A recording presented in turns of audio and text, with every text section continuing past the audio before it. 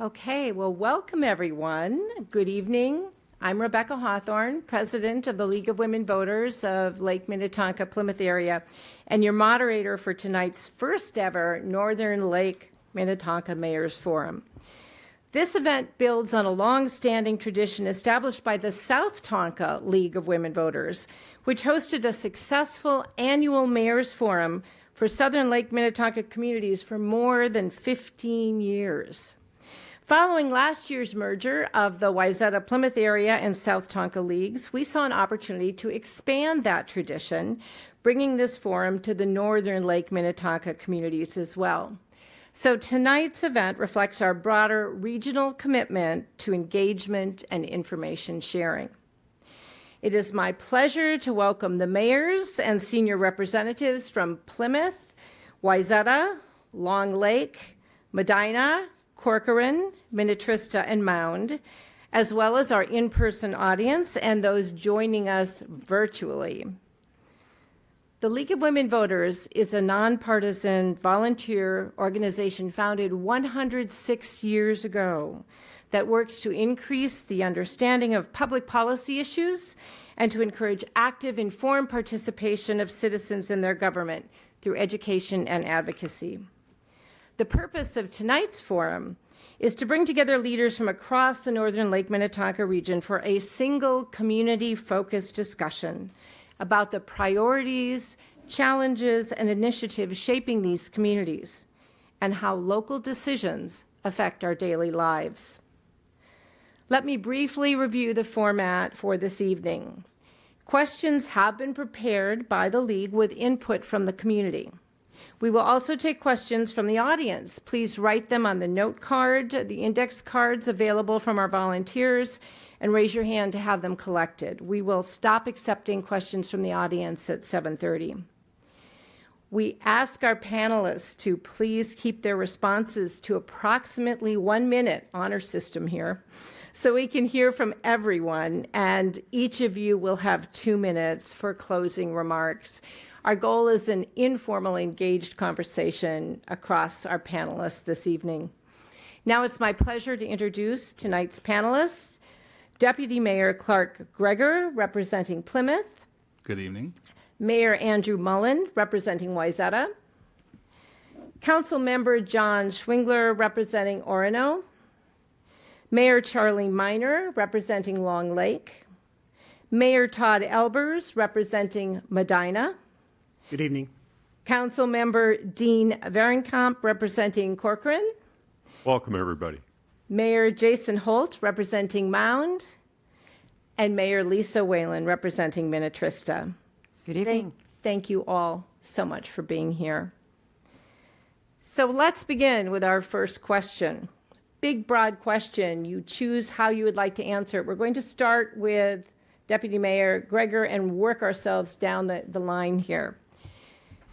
First question, development and zoning. Development and zoning are top issues across all Northern Lake Minnetonka cities. Tell us about development in your community and the opportunities and challenges your community faces in terms of zoning, infrastructure, housing, traffic, etc. Well, thank you, Rebecca, for that question, and thank you all for being here. Welcome to Plymouth, my fellow mayors and council members.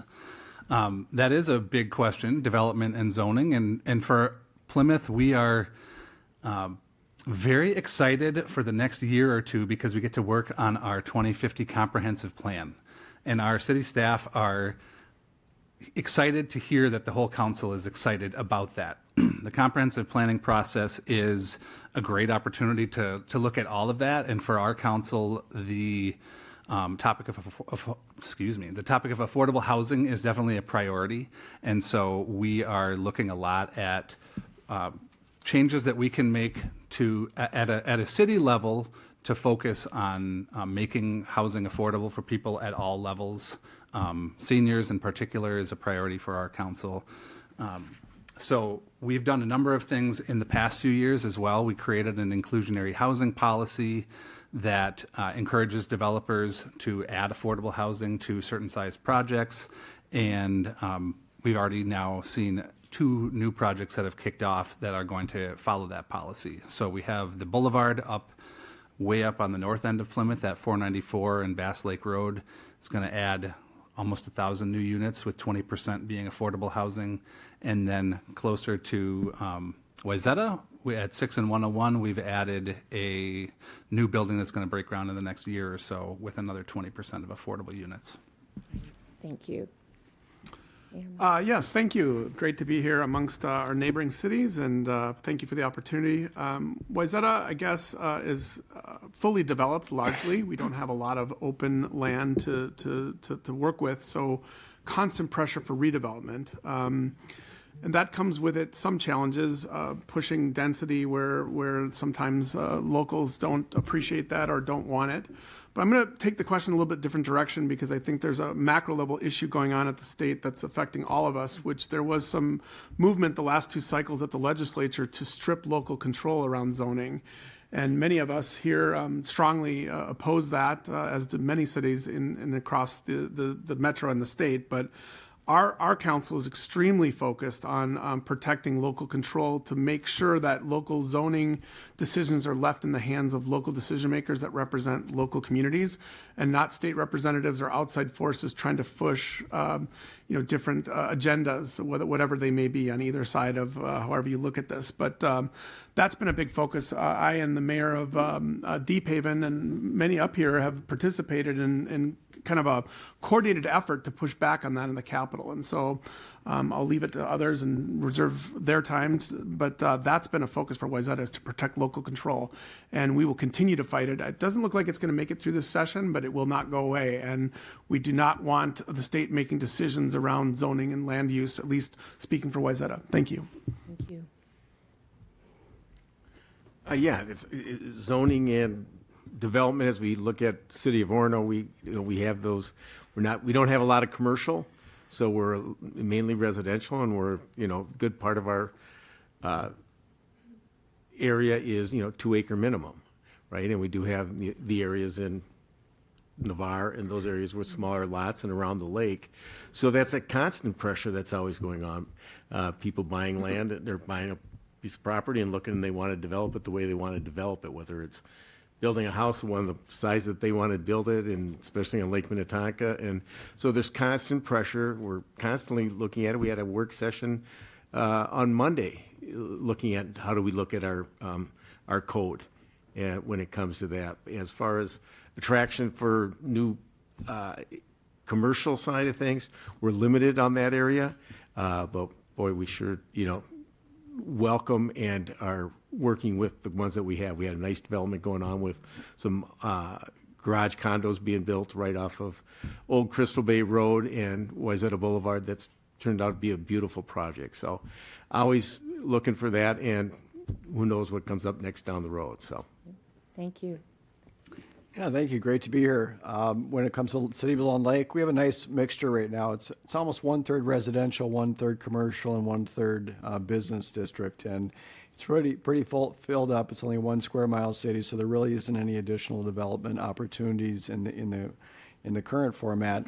So nothing expected on the horizon there. But to echo what Mayor Mullen was saying, yeah, very happy that at least at this time the initiative to take away local control at the legislature seems to have been stymied.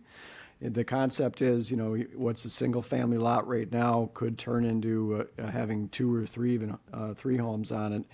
And you could go down to your city hall, sit in those chairs like you are right now, and sort of, yell at your city council about that, or bring up some issues about that. And there's nothing the city council would be able to do if these laws were passed. They're all passed in St. Paul, and cities would have no control over that. So that wouldn't be a good fit for really any city here. We have planning commissions that are built for that purpose or designed for that purpose. We have city councils that approve what the planning commissions do. So knock on wood, we bought perhaps another year at the legislature on this topic, but we'll see what happens in the future. Thank you. Well, thanks for inviting me to participate in this forum tonight. The question in itself about moving, potentially zoning and to the state level versus the local, you look at every one of these cities here, and there's a diversity of different types of cities Medina, we're a suburban edge community. We're on that edge where development is going to start, accelerating in a lot of ways. Whereas, as Mayor Miner had said about Long Lake is pretty well fully developed. And so a one-size-fit-all doesn't work. And so cities should have and maintain that local control because we're the ones that understand where the infrastructure is. We have to manage that infrastructure, be it the sewer, the water, the road system, the public safety. All of those things factor into our decision-making as we look at the zoning across our city. Now, in Medina, when I think about, where we're at today and where we're going, Wayzata Schools passed a referendum a month ago, or a couple of weeks ago, I should say, for $500 million. And part of that referendum are 2 new schools within Medina. That is going to change a significant portion of our city. And it's going to provide us with the opportunity to really think ahead and plan, because this is a once-in-a-lifetime opportunity for the city to think broadly as far as where those schools are going to go, and then the surrounding community that's going to be part of that school and that campus. Thank you. Wow. It's a big question, so I appreciate the question. A lot of great folks up here talking about things, development and zoning. Corcoran, if anybody doesn't know it, it's that way. Eastern Third is under Musaline, and we got a whole bunch of people moving into our rural community asking for a lot from our city. We've got a lot of people that have been there a long time, farmers, very rural area and such. So it turns out that it's a huge challenge to balance the growth and those kind of things. Our biggest problem, I think, my council, my mayor may or may not agree with me, is our traffic. We're a drive-through community. We've got rural roads. We've got citizens out there wanting us to do something about the rural roads, and it's the county. We need the county's help with this kind of things. The zoning has been so eloquently stated. We've got to stay in control. Every city in Minnesota knows their infrastructure, knows what they're doing. We've had comp plans. Our comp plan is 40 years old. We were going to start 2050 this year. We're going to wait because of some of the other things that are going on. But we wanted to get it done easy by the end of 2027. So many things. Another thing people may not know, we don't have one single school in Corcoran. We have 5 school districts: Rockford, Buffalo, Rogers, Maple Grove, and Wayzata. It has always been a challenge, and we had this conversation to begin with. We always had the challenge of people coming in and saying, what can we do? I thought I moved to Corcoran. I thought I was in the Wayzata school district in there in Rockford. So another challenge that we deal with. But boy, we are fortunate to have the school district options we have, everything we have. So appreciate it. Thank you. Thank you. Yeah, again, thanks for having me as well. If you guys don't know where Mound is, we're, I guess, from all you guys, the farthest, right? Farther than you, Long Lake? Out west. Yes. Come and visit. We're open for business.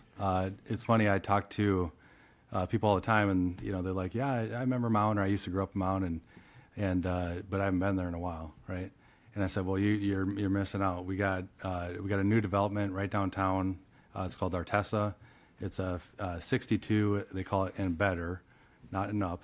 So 62 and better condo kind of co-op structure. 52 units, right smack down in our downtown. We just did. It's called Lake Minnetonka Flats, and so they have docks on Tonka. It's again, a flats, like apartment looking thing, but there's 4 different condos, beautiful, very, for Mountain, expensive townhomes. Just I think one just sold, so we're excited about that. There's going to be 2 more developments right next to that that they're working to do. I'll echo the state conversation. Keep it local. It's very important. We just actually redid our comprehensive plan. I should say did an amendment to it, and part of that was for a few things that were going on in town. But we spent a lot of time doing that. We spent a lot of money, and then to hear that the state is saying, "Hey, by the way, we're going to pass something, and just you guys are going to have to do what we're telling you to do." It doesn't make sense. We got to keep local control. Well, thank you to the League of Women Voters for having us here. This is very a good conversation, hearing how other cities are operating and what their issues are. I'm from Minnetonka, of course, as you know, and we are located on the very western edge of Hennepin County. We're actually one of the 14 cities that border Lake Minnetonka. We actually kind of surround Mound, so we're good friends. We are. We're large geographically, but we only have about 9,300 residents, and only about a third of our community is developed. And so only about a third is within the MUSA area, or the Metropolitan Urban Service Area. What we have seen over the past 12 years is slow, steady, manageable growth.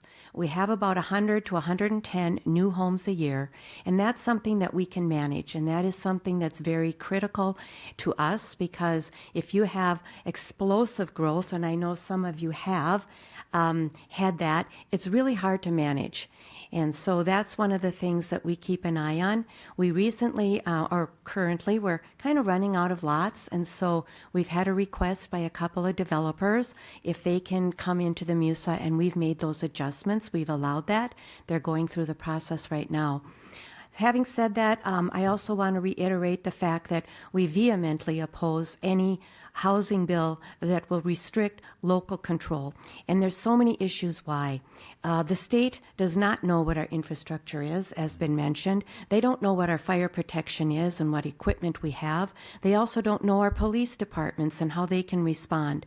I mean, there are so many issues that would be overlooked, and it could become just a nightmare for cities and for its current residents.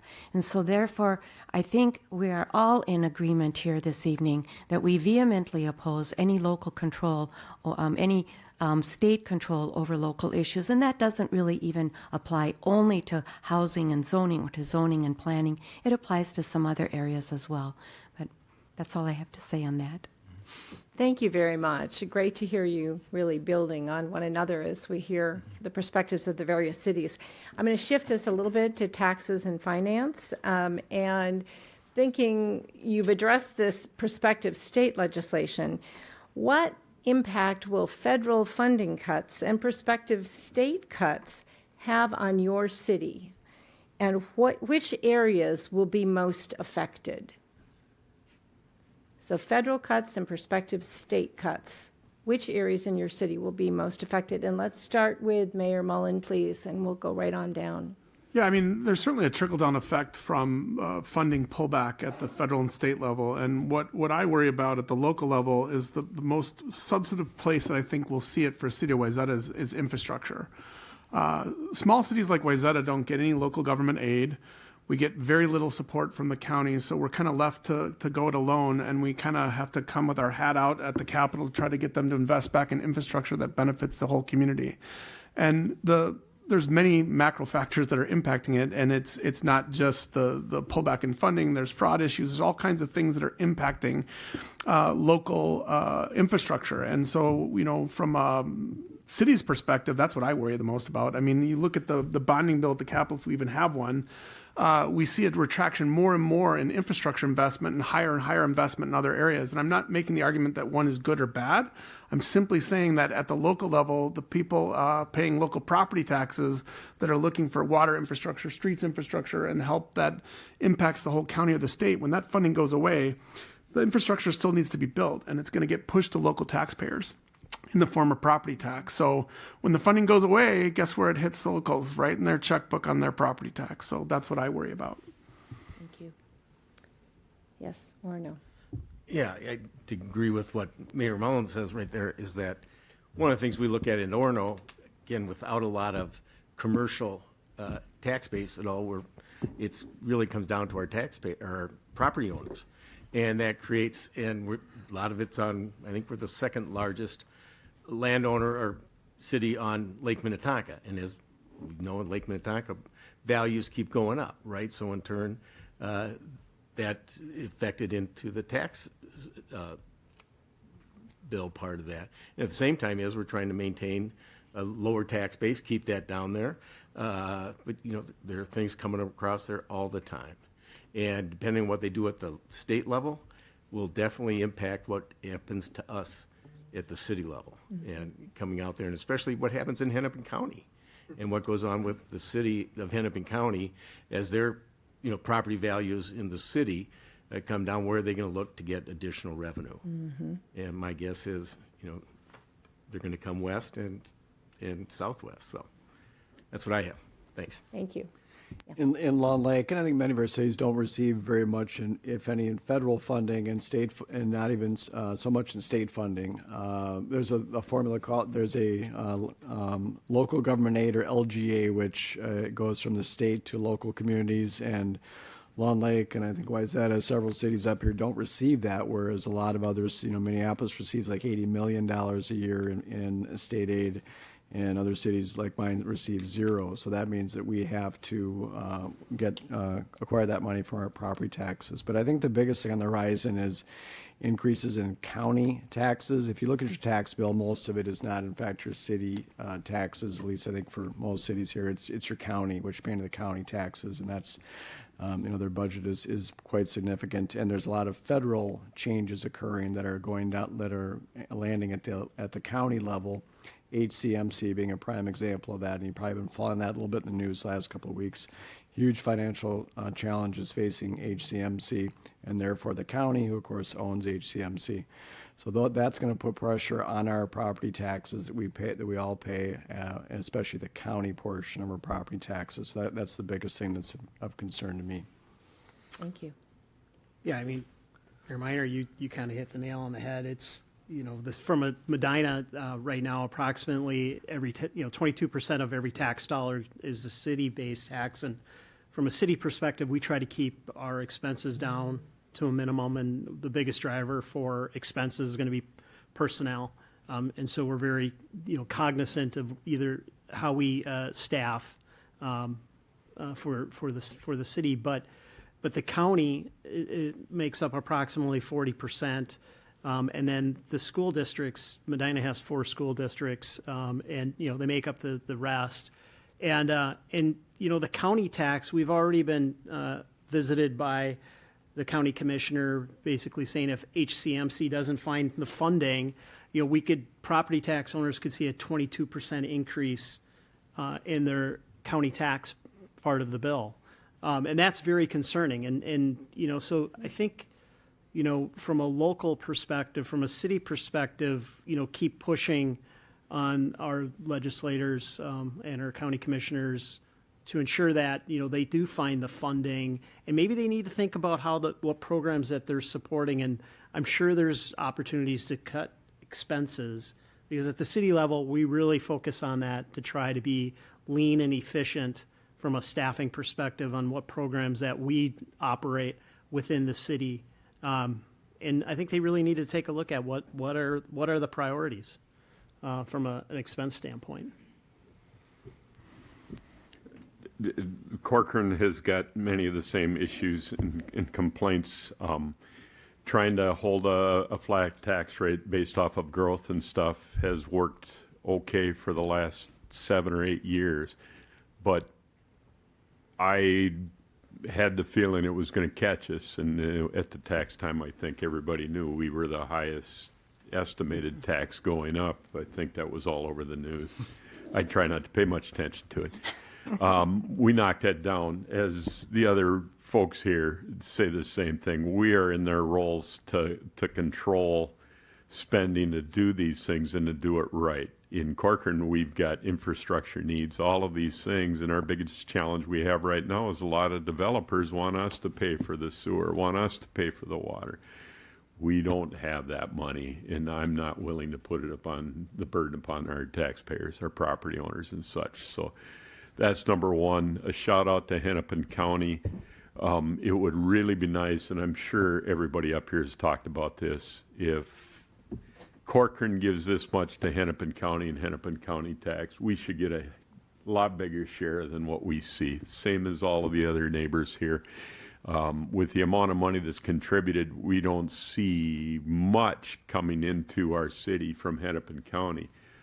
Thank God our friends and folks on the sheriff's side do what they do. The collaboration between our police agencies and the sheriffs is unbelievable, I think. I'm not sure what the other ones think, but it would be nice if those things could be balanced. But again, with everything that's going in the news, the corruption, the poor spending, the poor mindset, the poor decisions, it would really be nice if somebody could grab them and shake them. How's that for country? So we in Mound, a couple years ago, we relied on about 400-ish thousand of local government aid. And over the last couple of years, it's gone down to zero. So 400,000 is a lot to our levy as a total. I think it's like 70, 80,000 is 1%. So do the math. That hurts, right? The other thing too, we in Mound, we have an issue with manganese, which has probably made it around. There's a lot of communities that do have the same problem. The one thing with Mound though is we don't have a water treatment plant, so we pull water right from the aquifer, right? We just go right in and we do fluoride and chlorine, kind of what we have to do. We've been doing that forever. We don't have a water treatment plant, so a couple years ago we went down and testified. I know saw you there too, at the state, and we did get $10.3 million from the state, which is very helpful. The total cost is roughly 30 to 40 million. So we got 10 of it done. We're working on that and kind of working on our infrastructure right now. But we also need a lot more.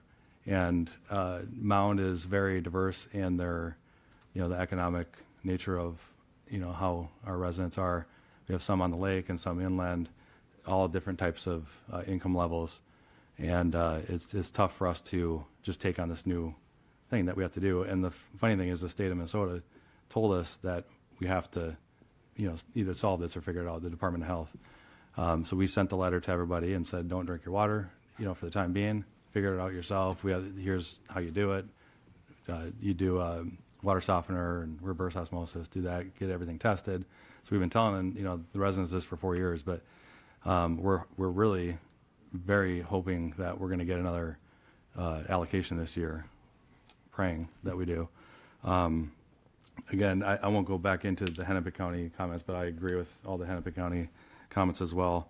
And then also with Mayor Mullen and a few of us, we kind of signed on to work together down at the state with you and I think Deep Haven, right?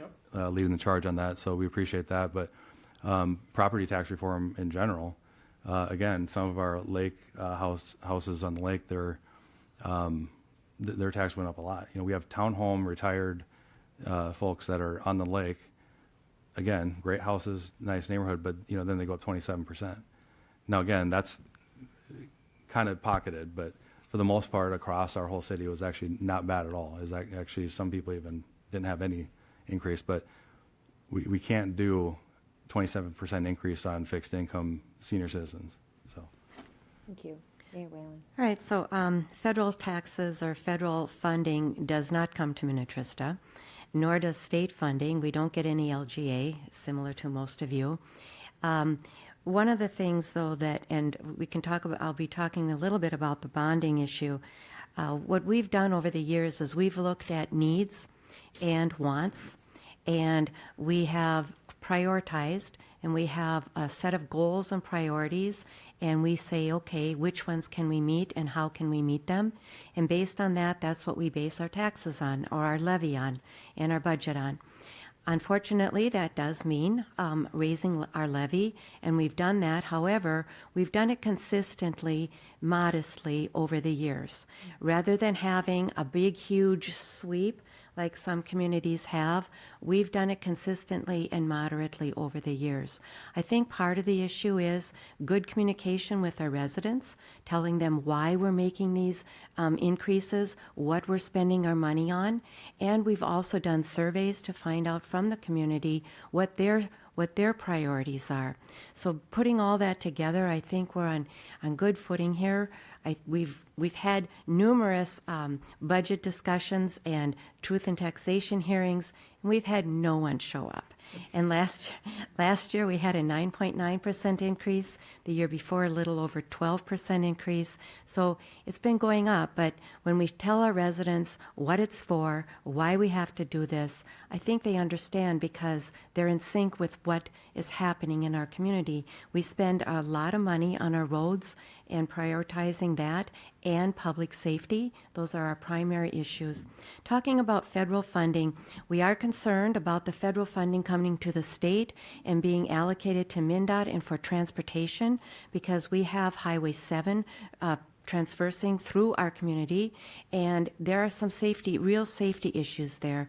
And so we've been lobbying at the state level for an additional $11 million to help fund these safety issues on Highway 7. The other thing we have been lobbying for as well, I can probably drive down to St. Paul with my eyes blindfolded at this point.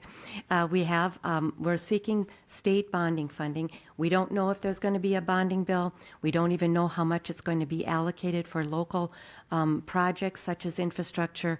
They tell us that if there is a bonding bill, the priorities are going to be water and sewer infrastructure. And that's what we too, as Mound, need funding for. We've never received any funding before, so our fingers are crossed that we'll get something. We have a $28 million project that we've already been committed to. We have started our project, and we're still hoping that the state will see the necessity in helping us because, like many of you, we do have high manganese and and even some gross alpha in our water. So those are some things that we're looking at, and we'll be keeping an eye on it. Thank you. Deputy Mayor Gregor. Yeah, over here in Plymouth, like my fellow cities, we don't get local government aid. We are definitely turning to the county for support on things, and we're struggling to get that on county roads and road safety and that sort of thing. And we do our best to make sure that we're keeping property tax increases as low as possible among peer cities of our size in the West Metro. We have the lowest tax rate, and so we're proud of trying to keep ourselves at that spot. But the potential federal and state changes really could come back to affect us, like my fellow mayors and council members have said. Lots of pressures. Thank you. Let's pivot to public safety. So in your community, what public safety issues are you working on? And specifically, if you could tell us what you're doing around cybersecurity, because we're seeing increased threats to the local level regarding cybersecurity. So if you could include that, if you're addressing that, with what the public safety issues are in your specific community. And we'll start with Orono. Thank you very much, Rebecca. One of the great things that we've accomplished in the last year, so I'm new to the council in the last year, and we had almost a complete 4 out of 5 seats changed at an election 2 years ago. So we've got a new set of eyes, new set of ideas, new ways of working together and working through things. And I think one of the great things we did is on the public safety side, formed our Shoreline Fire District together with Shoreline. They took the 125-year Long Lake Fire Department and the Orono Fire Department, and now we're together as a fire district. And Mayor Miner did a lot of work on that, along with Mayor Thunheim and Councilmember Persian and Councilmember Dyvik. They did a great job on helping to do that. And one of the great things that we do at Orono is that we have the opportunity to work with both Mound and Minnetrista and Minnetonka Beach on the public safety side. We provide police service for them. And, that has been a great area of us working together. And I think that continued on with what goes on with that fire district and how it has helped, I think, both communities. And it's just the beginning of that, and rebranded, and I love the culture that is being created there. And as far as the cybersecurity, I don't have much to speak to on that. So that will be for next year's, when the mayor's. Thank you, yes. Yeah, Councilmember Schwingler touched on it, but by far Long Lake and our communities out that way was resolving fire service issues. That's kind of why I ran for mayor, because I was asked to do so to kind of help with this looming issue with a fire department battle that turned into a court case and contempt of court situations with the city of Warren on the previous council, and a really messy situation. It took about 7 years to resolve.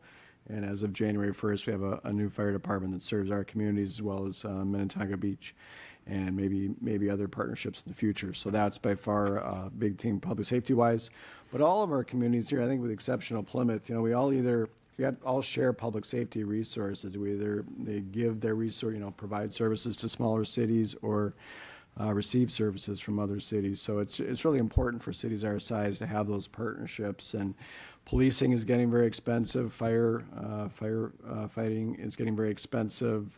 Wages keep going up for police officers in particular because there's a shortage of folks wanting to get in that field. So very important part of our communities.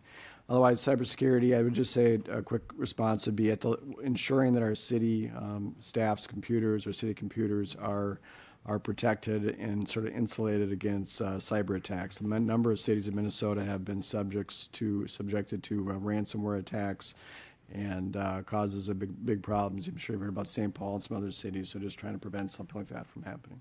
Thank you.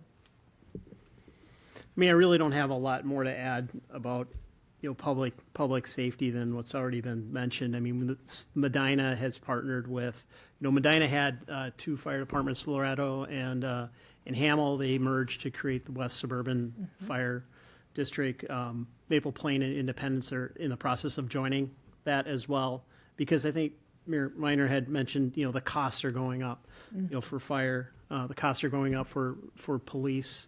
And so I would maybe see potentially some sort of more regional policing at the city's level as well, potentially, as costs continue to rise. The other side of this might be there's some mandates that are coming down from OSHA that are going to increase the cost for fire from a safety perspective. And so right now, I know West Suburban is looking at potential locations for new firehouses. And part of that is to accommodate these new OSHA requirements, because the cost to retrofit the existing stations might be prohibitive. And so, so those are, and then as well as like, where's the best location to have these firehouses from a service perspective. And so, from a public safety perspective, the costs are increasing. I applaud the work that the dedicated folks that do that work.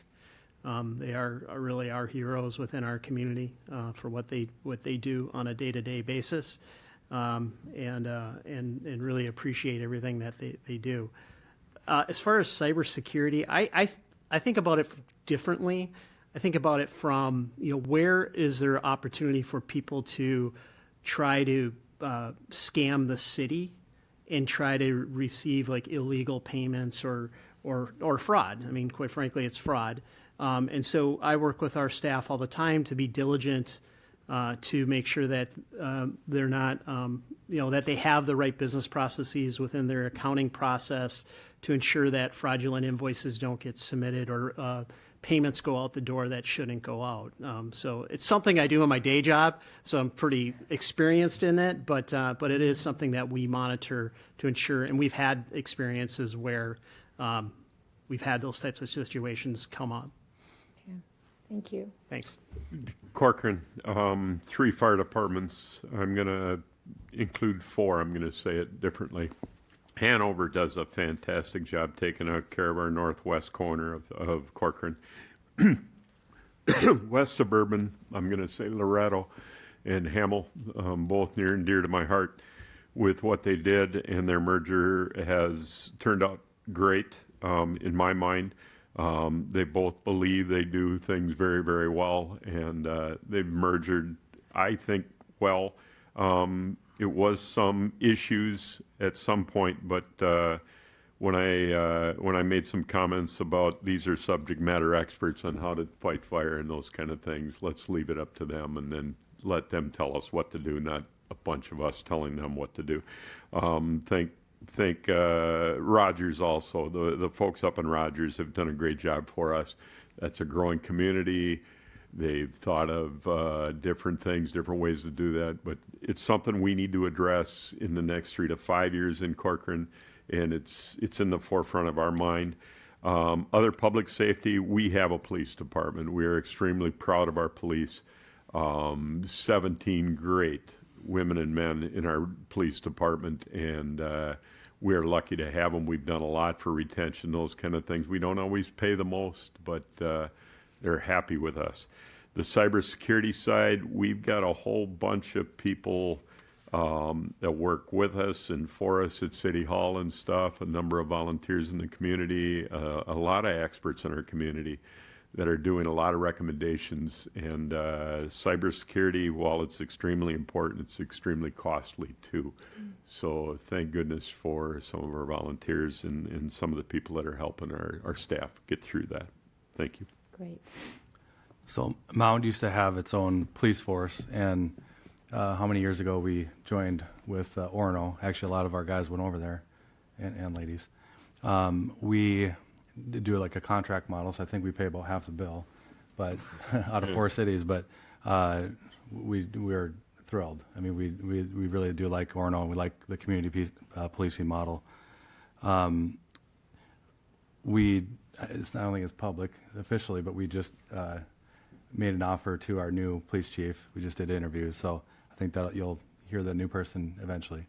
And our old police chief of 17 years. 17 years, and 30 years of. Corey did a great job. Exactly. Phenomenal, yeah, phenomenal police chief. So we're going to celebrate his retirement pretty soon here. Yeah, hopefully this new person will do good as well.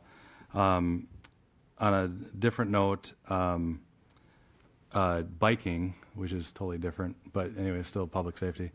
I'm sure you hear, at the state that this is a big issue. This is one of the issues that I know I personally raised with our chief Corey how many years ago. That we sat down and we talked, and I said, "There's got to be a better way to police these e-bikes that are going 1,000 miles an hour on Dakota Trail." Where is she? There she is. Waving back there. It's hiding. We got to talk too. Our parks chair. So, I know there's been some discussion and some bills at the state, but the problem is these peg bikes. It's not the pedal bikes. It's not the normal. Everybody likes bikes that go 17 to 20 miles an hour. These go like 30, 40.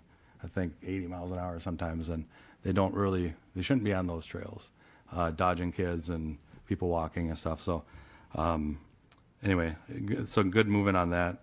The other thing too we're working on is fire JPA, actually with our neighbor here. It's St. Bonnie and Mound. We're looking to merge our 2 fire departments as a JPA model.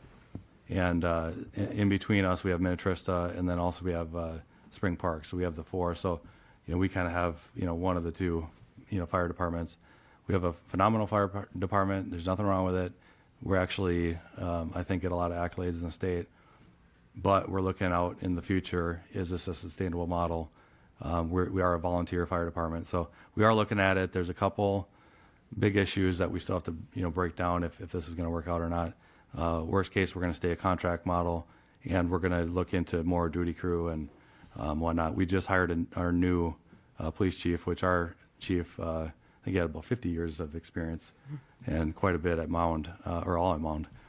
So we're sorry to see him leave, but we got a good replacement for him. And then last thing on security, maybe less cyber, but actually last night at our council meeting, we talked about and kind of approved a change of, who gets credit cards, who gets to check off on those receipts, and just kind of like what you're just saying, we're just kind of making sure that we're following good protocol policies and procedures for that. Excellent. Mayor Whalen. Thank you. So Minnetonka has its own police department, and there are challenges, of course. One of the biggest challenges is recruitment, and that's not just for our community, it's for every community in the state of Minnesota, and it's even nationwide. There's simply so many more jobs available than there are candidates, and I want to say qualified candidates. And so that's one of our challenges that we have tried to address. One of the ways that we've done that is by offering competitive wages. We've also have a signing bonus policy. And then we also have, I think, a great police department with our new police chief of 1 year, Craig Squires, and then also our deputy chief, Pat Cummings. What we've done, too, is we like to promote from within. And this gives people and candidates an incentive to come on board because they know they have an opportunity to move on up. The other reason I think people or police officers would like to come is because we have a community that greatly supports our police department as well as our council. We have a great council and a great community that are all for public safety, and so we've used that tool as well to entice people to come and work for us. The other thing for public safety is fire, of course.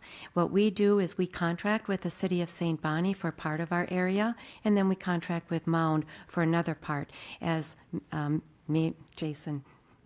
Mayor Holt has said, we've been working over the past couple of years on a partnership. However, there's some issues with the pensions between the two fire departments, and that has to be worked out before we can actually do any kind of partnership or merger. If it does happen, it would be Minnetonka, St. Bonnie, Mound, and Spring Park. And as Mayor Holt mentioned, it's for resource management and making the best use of our tax dollars, and also looking at the handwriting on the wall. It's going to become harder and harder for recruitment in our fire departments. But we have two great, wonderful fire departments in Mound and St. Bonnie that service our community, and we're just totally pleased with them. We've worked very well with them over the years. The other thing I'll shortly quickly say, cybersecurity. Recently, we've talked to Loeffler, who is our cybersecurity company that handles that for us. I know I couldn't. I could not do what Mayor Helpers does. So we depend on them. And we're looking at adding some additional features next year. Again, it is costly. We know that. But it could potentially save thousands and even millions. So it's well worth it. If your community doesn't have cybersecurity right now, you really need to look at it because it really is important. And that's what we're doing. We have some right now, and we should be covered pretty well. But I think next year we're going to add even some more. Thank you.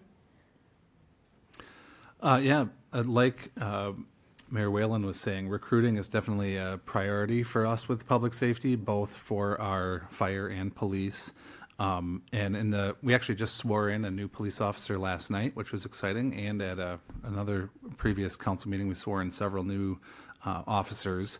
And we really are trying to implement some creative ways to recruit officers. We've created a cadet program, and like Mayor Whalen was saying, to promote from within is a great recruiting tactic to say there's opportunities for growth in your public safety department. We also, in the last few years, rebuilt two of our fire stations as we've transitioned from a volunteer and a paid-on-call fire staffing model to a more full-time plus paid-on-call staffing model. And again, like my fellow mayors and council members up here said, meeting the health and safety requirements, we've had to remodel our fire stations to meet those requirements and adapt to having people on call 24/7. So last year, in fact, we had more than 5,500 fire calls here in Plymouth. So there's a lot going on. Many of them are health related, not fire, but the fire department responds to those kinds of calls. So. And then cybersecurity, I think we take that very seriously in Plymouth from a top-down level. I get a text from the mayor. It says, "Oh, I need you to approve this," and I'm pretty sure that's someone phishing me. So we all, from council members and the mayor, get tested on those things down to every other person on staff. And I know, like, when I reached out to HR here to change something, they wanted to make sure it was really me. They called me and said, "Did you send this?" And it's not, someone saying, "Oh, change your direct deposit and send it over here," because we want to make sure that whether it's employee pay or invoices and all that, we are taking cybersecurity very seriously. Great. Thank you. Mayor Mullen. Yeah, so I think all our residents prioritize and value public safety and investment in it. And just to sort of unpack it in terms of impact to a local city's budget, in Wayzata, police and fire account for about 50% of our operating budget of $10 million. So it's about 50%. It's probably likely as trend across the board here. Even if in your shared service model, we provide police services to Long Lake, we provide fire services to Woodland. But when you unpack this and try to look at the long ball and protecting independent local control of public safety, it's a heavy lift of spending. We're looking at upgrading our police and fire station, and it's like a $30 to $50 million spend to improve our facilities. And so that forces you into a shared service model, but then you have to think about how are we going to spread the investment across cities in a fair and equitable way. And it's not an easy jigsaw puzzle to unpack. If you start to think about outsourcing to the county, I'd strongly go against that. The county's budget has about 8% for public safety and $3.2 billion. And I can't imagine using them for, while they're great folks and they're just not resourced in a way to support local enforcement out here. So I think it's up to folks like us to figure out a shared service model for both police and fire. And my last comment, just going back to the county again for taxes, just want to come back to this for a second. I don't know if you know, but everybody up here is part of District 6 or District 7 for the county. And we pay about 46% of the entire county's bill. So the county's budget is $3.2 billion. About 45% of that is fed by local property taxes. And the two districts that have the lowest number of citizens, the lowest number of businesses, pay 46% of the entire county's bill. And so I'm just asking, putting that into the forum here for context, that it's not an easy thing to figure out investment in public safety. You can't rely on the county. We got to rely on each other and find a way to invest in it and keep it a priority for our residents. It's impressive to hear the collaboration and the shared work that's happening. Not easy. A lot of pressures on you. We would be remiss if we did not ask you a question about Lake Minnetonka, as we are all here because of our geographic proximity. So I'm going to ask you to try to keep it short, because what we thought we would at least get to 8 questions, we'll be lucky if we cover 4 here. Great responses, but we're learning a lot. Don't put this many politicians in a room. Yes, I know. I warned her. So what are your city's priorities around the Minnehaha Creek watershed and Lake Minnetonka? Just tell us your city's priorities. And I believe we're starting with Mayor Miner. Yeah, thank you. So we're not in Lake Minnetonka, we're on Lawn Lake, of course. As the name implies, half of Lawn Lake is in Orono, actually, half is in Lawn Lake. And our watershed is fed from our friends in Medina to the north through some rivers and streams, and comes down into empties into Lawn Lake, and then Lawn Lake, of course, or I shouldn't say of course, but has a stream that goes down into Lake Minnetonka and through Orono, and then and everything in Lawn Lake ends up in Lake Minnetonka. So it's amazing. I didn't know anything about this until when I became mayor, but everything is kind of connected in that sense. So we want to do our part to make sure that our lake has good water quality, and it ends up in Lake Minnetonka has good water quality. I learned a lot about carp. We had a big carp problem in Lawn Lake, and we utilized some resources through the watershed district as well to combat a carp problem, which has been greatly reduced. And that had their bottom feeders, and they stir up sediment. And long story short, our lake is much cleaner today than it was 5 or 6 years ago. So we're happy about that, and I know the watershed district is as well. Excellent. I laughed at the carp statement because, we tackled the carp problem too as it was going down in the Long Lake. Yeah. We helped repair a weir that the carp were migrating up into Holy Name Lake, which is a shallow polymictic lake, which means it turns over a lot. It produces, there's some agricultural land around that, and it drains into that lake, and it's gets a little green in the summertime. So the carp were getting up there, spawning, stirring up the bottom, and that releases the phosphorus, and then that creates algae blooms and that. So we fixed the weir to hopefully stop some of that migration, which ultimately ends up into Lake Minnetonka, Long Lake, and that. The other thing that we do is we look for grants with the DNR for any opportunities where we can reduce phosphorus loading into the lakes to improve water quality, because everything that is in Medina ends up in Lake Minnetonka at some point in time through the different watersheds. So anything that we can do to help the watersheds to reduce that phosphorus loading, we'll try to find those grants and have projects. And we've done a number of them over the last 5 to 8 years since I've been on the council. So. Excellent, thank you. Most of Corcoran's water, if I'm incorrect, somebody please correct me, goes through the Rush Creek watershed, so it travels north and east. Our biggest issue the last time I knew the watershed district and such talked about it, our biggest issue was chloride, calcium chloride, which everybody knows what that's used for. So we're doing everything we can to do that. I know our farmers, huge amount of farmers, many of them throwing natural manures out, not the fabricated or bought and stuff, but a lot of them also to have their buffers in place, even more so than what the Rush Creek Watershed District says, the county says, and those kind of things, but we're still trying to figure out a way. I know Hennepin County has some incentives to help out farmers and such, but sometimes the farmers don't want that kind of help. So it's crazy. All of our water is extremely important, obviously, and such. But we don't go towards Lake Minnetonka, even though I love the place and stuff. And we're doing everything we can to be responsible where our water goes to. So thank you. Mayor Holt. So, yeah, Mound has one of the, I think, longest, if maybe you got me beat, Orno, but we have one of the longest shorelines. I think we're- Orno does. Orno? Okay, we're number 2. Orno then. does. We have 2.2 square miles or whatever, and as you can see on a map, we're almost islanded out into Lake Minnetonka. So very, very big lake community. That's why I moved there, actually from St. Michael. Used to drive through your town all the time. Yes, sir. We have done a rain barrel program. So what that does is it collects rain off your roof, and then that hopefully doesn't get as much water or sediments or dog manure into the lake over time. We partnered up with a local association that wanted to do that. Bolton and Mink helped pay for it, as well as we helped pay for it. I think it was like $2,000, but it was very inexpensive for what hopefully is a bigger impact.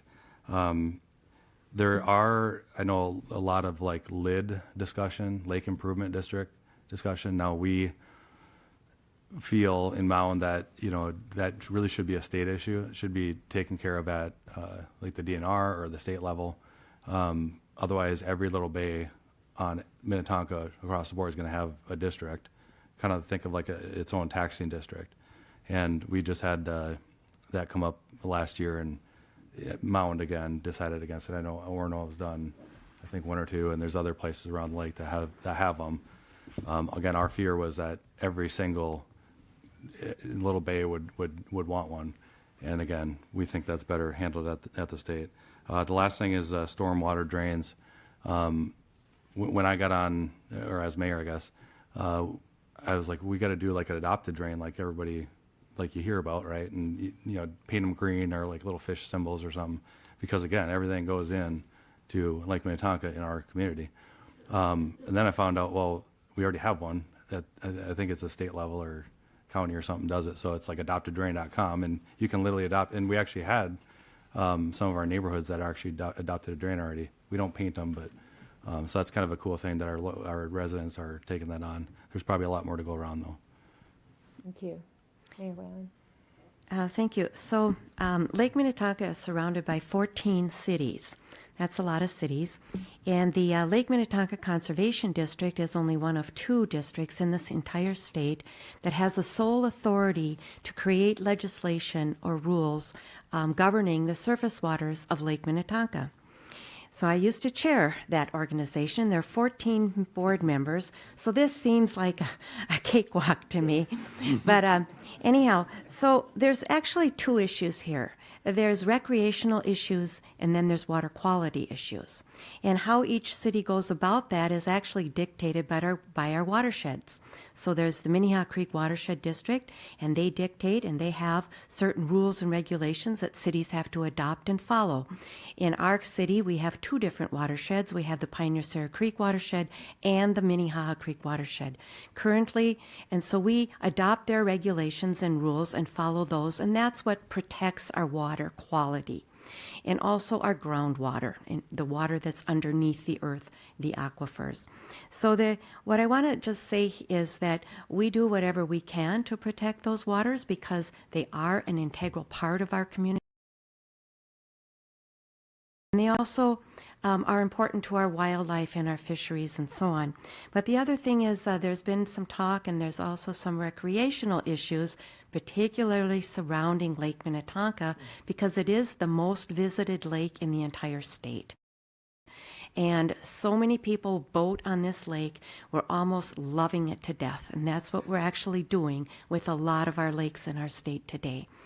And so there's a lot of talk about how can you create legislation or rules that will protect everyone, whether it's the wakeboarders or the just canoers, or how can you create something that's good for the lake and that's also equal and accessible to everybody that uses those lakes. And that's kind of what we're keeping an eye on and working with our legislators and also with the LMCD on.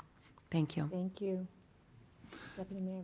Yeah, Plymouth has 4 different watersheds. One of them does reach, we have the Minnehaha Creek watershed that reaches Lake Minnetonka. And we actually just had a study session on our watersheds last night and all the different things that we do to help protect water quality in and around our city. It was mentioned earlier, chlorides is definitely a big thing that we focus on. We do a lot of education for contractors. We do education for residents. We have open houses. We spend a lot of time helping educate people about what they can do to help maintain water quality all around the city. And then we invest a lot in things like creek restorations and storm drains and all those things that, as we've all said, are interconnected and lead down to Lake Minnetonka or the Mississippi River or any of the other watersheds around here. So we've definitely put a big emphasis on that, and we have a number of staff in our Public Works Department that are focused on water resources, and we make sure that we prioritize that here in Plymouth. Thank you. Mayor Mullen. Yeah, like Mayor Whalen said, Lake Minnetonka is an extremely busy lake. It's actually the 9th largest body of water in the state. And it's fed by a very large ecosystem and watershed, and about 95% of the entire lakeshore is in private hands. And of the 5% that's not, only about 2% of it's really usable by the public. And Wayzata recently spent, over the last few years, kind of peeled back our entire lakefront from the storefront all the way to the lake and redid our entire streetscape. But underneath it, we did a major upgrade of how we treat surface water runoff. So now all of our surface water runoff in downtown Wayzata is captured and treated before it goes in the lake. And that wasn't the case before that project. And it cost quite a bit of extra money to do that. And we're now focused on our last phase, which is actually doing a shoreline restoration. So the buffer area between the lake and the street, doing pollinator habitat and all kinds of interesting shoreline restoration work there, partnering with Three Rivers and a number of other intergovernmental partners to do that, to actually help with that surface water runoff, because you create that buffer. It's for nature. It's also cleans the water before it goes in. And so I'd like to see more of that. I mean, there's very limited impact that we can have because the cities don't own the land. And in Wayzata, we have about 2,300 square feet of linear shoreline that the city actually owns, which is somewhat unique. So we're focused on that, but I'd like to see more effort by local property owners in treating surface water runoff, because that nitrate is what is impacting negatively the water quality. So, Thank you. Yeah, that's a big issue for, as we look at as Lake Minnetonka. I mean, one of the greatest assets and one of the reasons why most people move out to these areas that we all represent, for that access to it. And whether you live on it directly or you're bringing your boat in and we're going to visit somebody else and going using our landings to put it in there, it is, and it's a public lake. It's not a closed lake, and so it creates a lot of issues. The boats are bigger. There's more varieties of different ways of using it, whether it be wake surfing.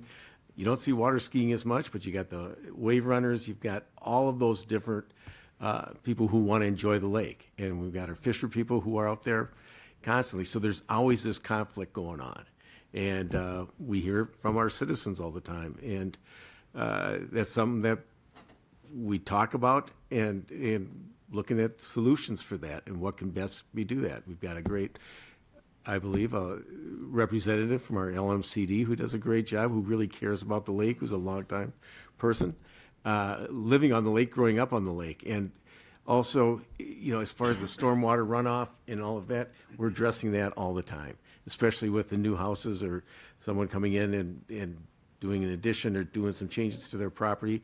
We're addressing that issue all the time. We've got a great staff who looks in that, and our planning commission, both our planning commission and our planning staff do that as well. And, so it's constant, and I think that's something that's going to be more than ever to help improve that great asset that we do have for all of our communities, and it helps everyone. And, so we're happy to look at that. So, Mayor Minor? I think I answered this one. Oh, you started us out. I'm sorry. I was the carp one. I said, So we are going to have a one-word response to a question. wow. This is the challenge of the evening. Before we move to closing statements, okay? You've done a great job talking about what the issues are in your cities and how you've been working on them. As I mentioned, it's great to hear about the collaboration that's occurring. So I want you to look ahead 5 to 10 years on behalf of your city. What is the single biggest opportunity you see for your city up ahead in the next 5 to 10 years? No explanations allowed. It's got to be a word or a short phrase, okay? And I believe we're starting with Mayor Albers. Medina Commons. And what I mean by that is the small area plan around the new Wayzata School campus and the development that will occur in that area. That'll change the shape, direction of the city. Thank you. Councilmember Kemp. Oh, my goodness.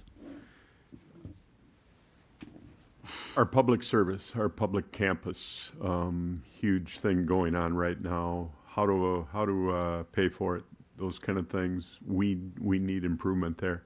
Also related to public safety there too. So Great a lot going opportunity. on. Yep.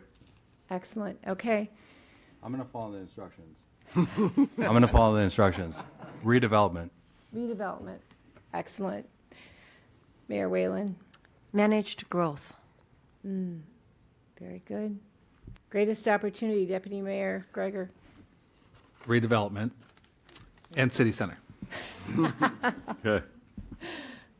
Mayor Mullen. Fiscal discipline. Very good. can't beat that one right there. Boy, ladies and gentlemen, take no more callers. I would say preservation of our culture and of what our mission is for the city of Orono. Okay, great. Mayor Minor. Maintain small town character. Okay, excellent. Great way to wrap up our discussion of issues in terms of looking ahead. We now are going to invite each of you to give a closing statement, and the purpose of the closing statement is actually to share the major accomplishments of your city this past year or any other highlights you'd like to share. Again, we ask that you try to be concise in your responses as we're aiming for an 8 o'clock wrap-up. So I believe now we're going to hear from our Corcoran representative first. Accomplishments in Corcoran, a brand new water tower online nearly a year ago. Our water treatment, obviously, The need to rely on Maple Grove is hopefully reducing, and we've got a Maple Grove council member here. But I was part of that city before I moved to Corcoran and such, so a lot of things have come to fruition, but that's probably the biggest thing. That water tower water treatment was to the tune of about $24 million, and we were able to do it without a significant increase in public taxes, those kind of things. A bond that was done, and a good way to be fiscally responsible. I hope that can continue. Another thing that needs to happen is we are already looking for a second site of a water tower because of the growth that's happening on the southeastern side of Corcoran and such. So that going on. And then last thing, a new city hall campus. We're going through that, many meetings with the public related to that and our needs and stuff and what everybody is expecting in our city, both old residents, the rural residents, and then the new residents into our town. Thank you. Thank you. So, thanks for having me tonight. Our city a couple years ago wasn't even on Facebook. It wasn't on Instagram, YouTube. We actually do our meetings like this now via YouTube, so people can easily access it.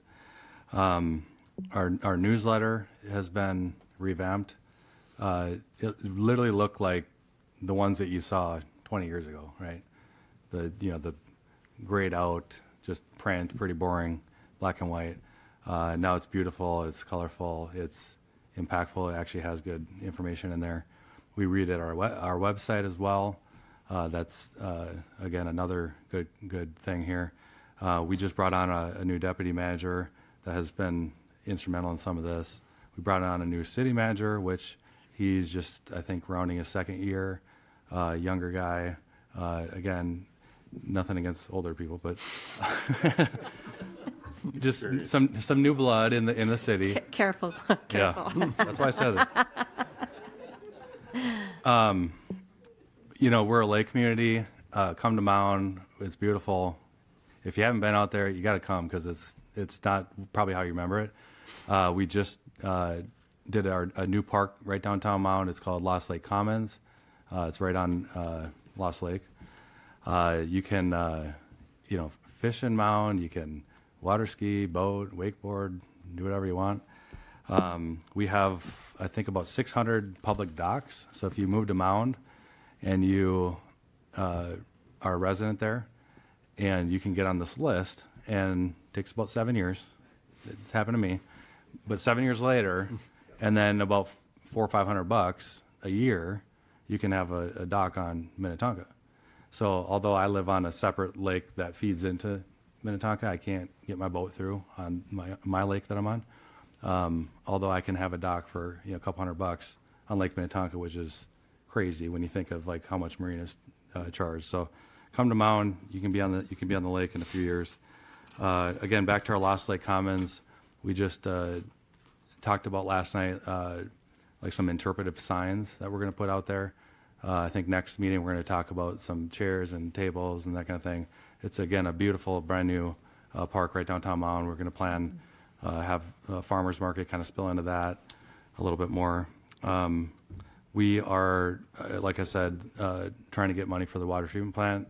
If we don't, we're going to have to figure out how we can do this on our own and kind of move forward with it. It's been too long that we need to kind of move on with it and figure this out. At the same point, we need to be fiscally responsible in Mound. We have been for a very long time, almost maybe too much, skin and bones. But at the same point, again, it's taxpayers' dollars, so you got to make sure that what we're doing is actually making sense. And again, I think drinking your water is a good it's a good thing to spend money on if we have to. But come to Mound. Thank you. Mayor Whalen. So projects, I think the biggest project obviously has been our water treatment plant. We've been working on that for 3+ years. It is now in progress. We awarded that contract back in February, and they've started digging. We're going to have the official ribbon cutting, or I shouldn't say ribbon cutting, the official groundbreaking in June when the weather is nicer and warmer. But and it's going to take 2 years. And we had to do it because we wanted to deliver safe, drinkable water, healthy, drinkable water to our residents. Not all of our residents are on city water, but those that are will be continue to receive good quality water. So, but I think Mayor Holt read my notes here because I I was also going to talk a little bit about citizen engagement and communication. When I first took office about 12 years ago, there was a lot of distrust of city government. There was some concern about transparency, and there was a lot of not a lot of respect. And so over the past 12 years, we as a city and council have been working on that. We have added a lot of citizen engagement events. We have added a new website, improved the website, improved our quarterly Minnetonka Messenger, which is still delivered by snail mail. We have emails that we send out to residents. We have a mayor's message on a monthly basis. So, and we also have a State of the City address. We wanted to do all these things so that people could, one, come to these events and have interaction in a positive manner with their elected officials. All too often, we sit up here at council meetings and our residents sit out there, and you know why they're out there? Because there's something in their backyard that they don't like. And so having these citizen engagement opportunities outside of City Hall really helps bring the community together and helps us understand our community and understand our citizens. And that's why I think it is so important to really emphasize communication and engagement. And so those are some of the things that we're really proud of in our community. We have very few people attend our city council meetings pounding on the podium and yelling at us. In fact, it hasn't happened for quite some time, so we're really happy about that. But that's really, I think, our biggest achievements over the years. Thank you. Thank you again for hosting this forum. And, you know, for many years here in Plymouth, the focus has been on growth. And now we're transitioning from this growth mindset to the redevelopment and reinvestment focus for our city. And we do a lot of listening to our residents and making sure that we're being responsive to their needs. And one thing we've heard a lot is that Plymouth doesn't feel like it has a downtown. And that is something that since I've been elected to the council, we've really focused on. And even right outside the door here, you can see we've rebuilt our Plymouth Boulevard with roundabouts, and we've made it more walkable, safer to drive through, smoother to drive through. We've done some of these infrastructure level things at the city level, like roads and stormwater ponds and all that, that will allow the businesses around the city center to redevelop and grow and hopefully bring Plymouth a downtown area. We've also been, as I mentioned earlier, focusing a lot on our 2050 comprehensive plan so that we can really stay as a premier city in the West Metro. We're also focusing a lot on climate action and resiliency. We're going to be approving a climate action and resiliency plan later this year, and that has been developed with a lot of community input as well. And one other thing I didn't mention, but I think is really important for our city, is our business community. They are, especially along the highways that go through town, we have a lot of business in Plymouth, from big major corporations to small businesses, and we're grateful that they are here, and we want to make sure that they can continue to succeed and bring people into Plymouth for jobs and for, you know, all that comes along with that. And then, as I just want to echo some of the others up here, communication and engagement with our residents is really a priority. So a thing that we introduced in the last year is city council listening sessions, and really trying to get down from up here on the dais and be engaging with residents, making sure that we're talking with them and understanding more of what they have to say. So it's exciting to think about the future in Plymouth. We've got an amazing community here, and we've got a lot more that's coming forward for us. Thank you. Thank you. Mayor Mullen. Yeah, so the last year, I think our accomplishments are heavy investment in public safety. We have our first full-time fire chief. We've increased pay. We've increased both fire capacity, personnel, and police. We've invested heavily in creating new public space. We dropped a couple $1 million into our kind of marquee neighborhood park, Claperick Park, which a lot of people know is a beautiful outdoor ice rink you can see driving through Wayzata. And then we focus heavily on community engagement. So a couple things that we've done differently recently is we started to host our council meetings in neighborhoods. We don't conduct our official city business per se, but we host the full council, and all city leadership comes into the neighborhoods. And then when I took office last year, I kind of abolished my office at City Hall, and the city actually owns a town bar, the Wayzata Muni, which is one of the last metro bars actually it's the only Muni bar left in the metro area. So I host my office hours at the Muni once a month, and host happy hour with residents. That's actually been wildly successful. And then as we look forward, taking a more balanced approach to our growth, and our growth hasn't come in the form of like lots of new houses per se, a lot of redevelopment. And just in our downtown now, we have 23 independent restaurants in a 4-block area, about to be 25 by the end of this year.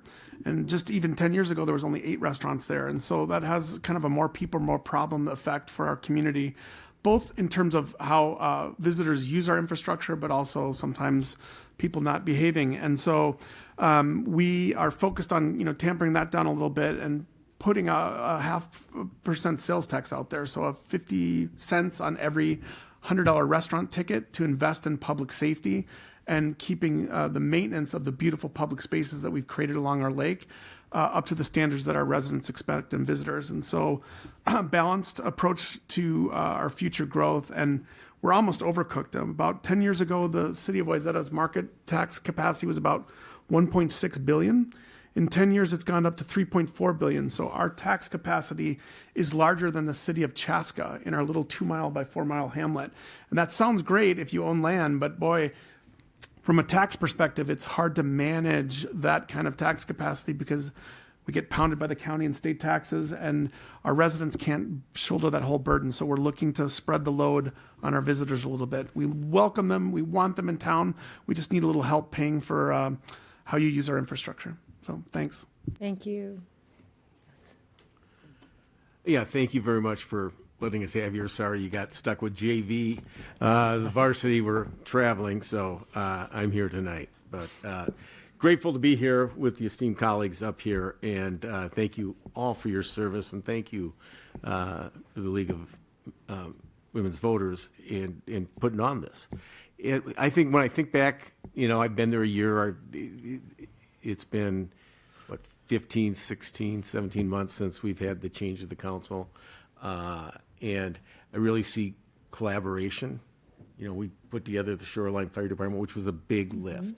And again, not only our city administrator helped coordinate that, working closely with the city administrator at Long Lake, and having that come together. But that was all collaboration that came together. And I think one of the things that we've helped develop within our current council is cooperating with our communities around us. I mean, we are not an island. We are not alone. We are there together. And we have similar issues, but we have different issues. And a lot of those issues can help affect each other's communities, right? So as we talked about, the carp over in Long Lake affecting downstream in Medina, and I live right on the border of Medina. I mean, I cross over here and I'm in Medina, and on the Orono thing, and I got a stream that comes right through me coming from Woolsville, and so that's always that cooperation there, and you see that with what's happening, and then communication.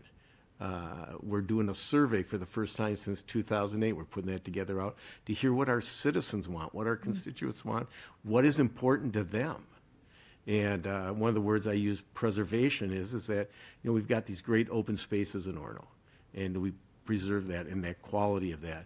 But it also comes at a cost, and it comes at what's important to the people who are moving into our community, the people who have been there for a long time. We've got a great school district. We've got this beautiful campus, and by the way, we're going to add another hockey rink. to that campus, but it's, as far as, you got the schools all on one road, it's right there.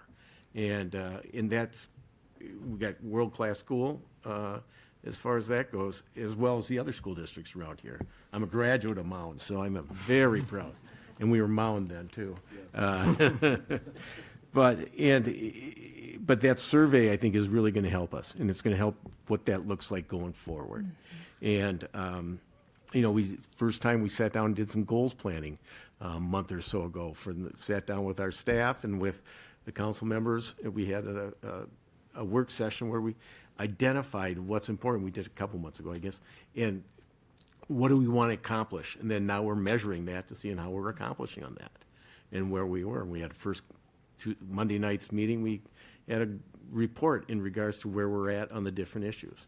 And we've got, parks, we've got, I can't remember, is it 7 or 12 parks that we have in Orono. We don't have the Clapwreck, which is so showcased, and I get to drive by that all the time and marvel at that. And there's nothing more picturesque in the wintertime than seeing those people out there skating when we have skating available, when winter cooperates. But how we can help do that. We're doing some work on our park with Hackberry Park, and we've got some improvements going to be coming on that. And, looking at each park and having those be our showcases. And it doesn't mean it's going to make them fancy, like, we're not Wayzata in Orono, that's for sure. But anyway. You're Orono. Yeah, exactly. Excellent. Right. Excellent. So grateful to be here. Thank you very much. Thank you. Mayor Minor. Yeah, thank you for the invite. It was a great event. Talked about fire, covered that already, but that was by far our biggest accomplishment, and we kind of built a contract that's sort of like almost nearly impossible to break for either city, make it kind of future proof and lock in that relationship for 20 plus years. But besides that, just redevelopment last couple of years in Long Lake small community, and in our downtown area. That was one of the things another reason why I kind of ran for mayor was to clean up our downtown area and do some redevelopment there. We had some vacant lots that were abandoned Burger King restaurant houses that were nearly abandoned by MnDOT. A long story that goes with that, but essentially now they're new apartment complex, a new 62 and betters was mentioned, housing a great community called Zavago that's brought a lot of great residents to our community, really involved seniors that are on our park board and volunteer at community events and go to our restaurants, and that's been a fantastic addition to our community, as long as it's another development across from our main Nelson Lakeside Park. And so that's been terrific. And then we also have a little corner lot that our city owns. Our Economic Development Authority of our city owns. It's an old BP gas station on the main corner of our downtown, and we've owned it for about 5 or 6 years, and we're waiting for just the perfect option for that corner. So that's going to be in the horizon here, and we've got some potential options there. Otherwise, and then just finish up, great restaurants. We have 5 really good sit-down restaurants in Long Lake. We have a downtown community. They're as good as Wayzata, but at cheaper prices than Wayzata restaurants. So come out and visit our restaurants and our great hardware store and other businesses. And so it's really, Long Lake's a great community. I can't speak more highly of it, and our great residents. So thank you. So Charlie, you left me with a minute. Oh, sorry. Go for it. Well, first I want to thank the League for setting up this discussion, and I want to thank everybody that showed up tonight to listen to us up here talk about local government. Local government is where the practical work happens. It's the roads, the public safety, the parks, the land use, stormwater, housing taxes, development. These aren't abstract issues. They affect people's daily lives. And as I mentioned earlier, Medina is entering this really important period. As a suburban edge community, we're not fully built out city yet, and that means we still have choices. And the city's focus has been on making those choices deliberately. We want to grow smartly, not simply to grow quickly.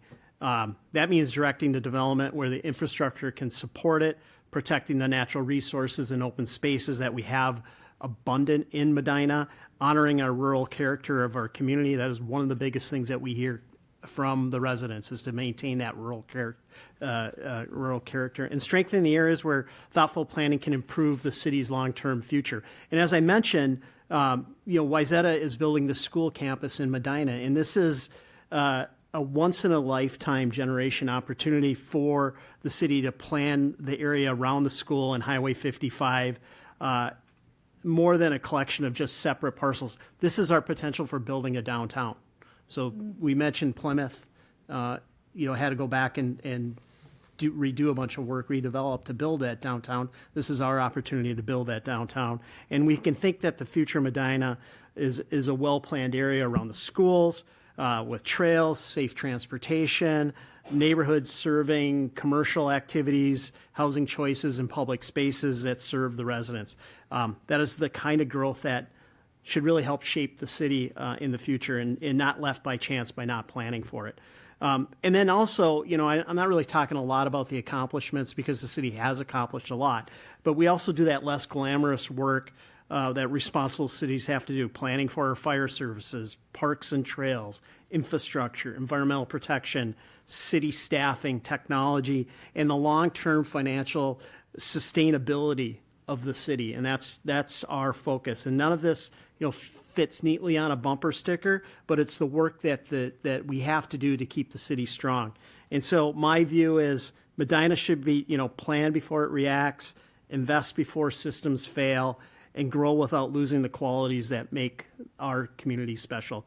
And thank you, and appreciate the opportunity to be here. Thank you very much for wrapping up the comments. That was a beautiful way to really emphasize the importance of the work of our local leaders. This concludes tonight's Mayor's Forum. Thank you to our panelists for being here and for your time and thoughtful discussion this evening. We greatly appreciate your leadership and your willingness to engage in this regional conversation. Please join me with applause for all of our panelists. Well done. And thank you to everyone in the audience. Your interest and participation are what makes this event meaningful. We're especially grateful to the City of Plymouth for hosting us tonight, to CCX Media for live streaming and recording tonight's event, and to our dedicated League volunteers who made this forum possible. The League welcomes new members, both women and men, at LWVLMPA.org. Thank you, and good night. Thank you. You cheated. You had it all written out.